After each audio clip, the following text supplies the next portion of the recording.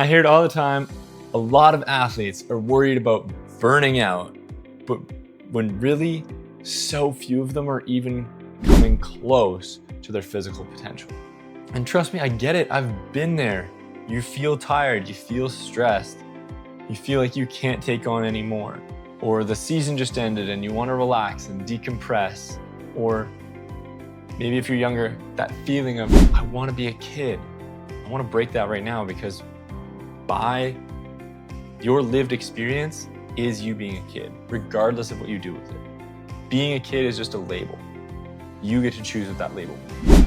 But here's what I want you to know after years of playing and coaching, through my experience of when this finally clicked for me, and when my growth as an athlete exploded the year following. Because what I realized is the athletes who are fearful, scared of burning out are also the same ones who are rarely even doing enough work to begin with. And ironically, this showed up for me in my life when what felt like the busiest summer I had ever taken on was also the summer I made the most progress. Because there simply wasn't room for laziness to creep in. And what my schedule looked like that summer, I guess just to back up, what changed for me that summer, apart from losing a championship the year before, was that it was the first summer that I had a full off season of structured training. And what came with that was that structured training forced me to make a plan, because I was taking 3 summer classes for university. I was working full-time in trades, so 40 hours plus a week. And I had 5 days of training to complete with 2 ice sessions a week.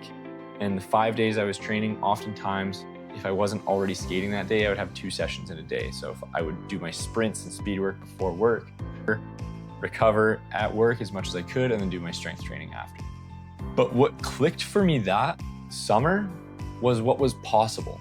And I attribute it all to the structure, because the structure drove and forced the progress.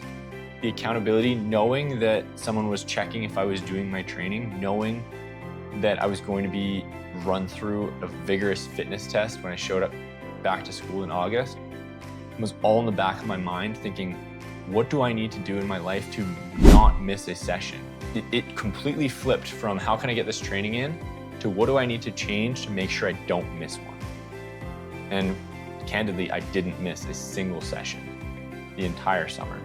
And I felt like I was giving anything up. It was simply a trade that I wanted to make, that I felt was going to benefit me the most long-term. And when it became logical like that, I didn't need motivation to do it. It was just, how do I reorient my life so that it isn't just possible, it's mandatory. I would have a training session Saturday mornings. If I wanted to go out Friday night, I was home so that I wasn't just absolute dog poo for that training session Saturday. But then I found what happened over that period of time, I was 21 at the time, people were going out Friday and Saturday nights. So if I wanted to go out, I would just go out Saturdays. And I realized I wasn't actually missing anything by staying in Friday nights. And then on top of that, having such a busy schedule forced me to think about my habits more. Because if I started to sacrifice sleep, I would very quickly fall behind in both work and training. If I didn't pack enough food, I would immediately feel it that day at the gym. So then among the habits that I had, or among the schedule that I had, the habits also had to support the schedule. I didn't do this perfect, I'm not gonna lie to you, but I did it better because I was forced to. And the shift between having that structured plan versus doing it myself was I found that doing it myself always left room for added flexibility. And with enough added flexibility, you then are taking away from your own progress and potential, because it happens in small ways, but it's like, I can move that to this afternoon. I can move that session to tomorrow. I've been doing a lot this week. I can skip that last set. Or I'm pretty tired. I don't need to push those extra reps. Or like, I'm already here. That's good enough. And it's those small actions that just start to chisel away your progress and chip away at your integrity of what you set out and wanted to do. So the athletes who I work with who struggle with consistency, who struggle with, say, motivation or feel like they're not progressing enough, oftentimes the biggest lever that we can pull is implementing a schedule for them, where we have training on certain days, non-negotiable, where we build their schedule out for them so they have a visual of when they're training, when they're eating, what they're eating, when they're sleeping, and then they can also see on that schedule where their free time is. So again, so it doesn't feel like this massive lift or huge pull or big sacrifice, as you would say, to get it done. Because when you see your training 60 minutes here, 75 minutes here, and you see a ton of white space after, it's like, huh, I actually have more time than I thought. I actually have a lot of free time. And being organized with that schedule around your training and accountable to it is win-win, best of both worlds, because then you get the hard, structured, consistent training that produces proper results, and the organizational skill and visualization that you have more free time than you think you do, because they don't bleed into each other when you have them in specified blocks. So my challenge for you from this video, my question that I want you to ask yourself is, one, if you don't have a plan in place already, why not? And two, how can you shift your belief? How can you shift your decision-making filter when you plan your schedule, when you plan your life, from how can I get this in to how can I make it possible so that it is a non-negotiable?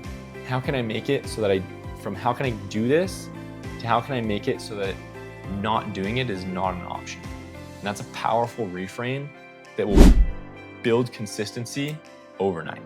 So the question is not whether you have time to do it, it's whether you have the priority to make it a non-negotiable.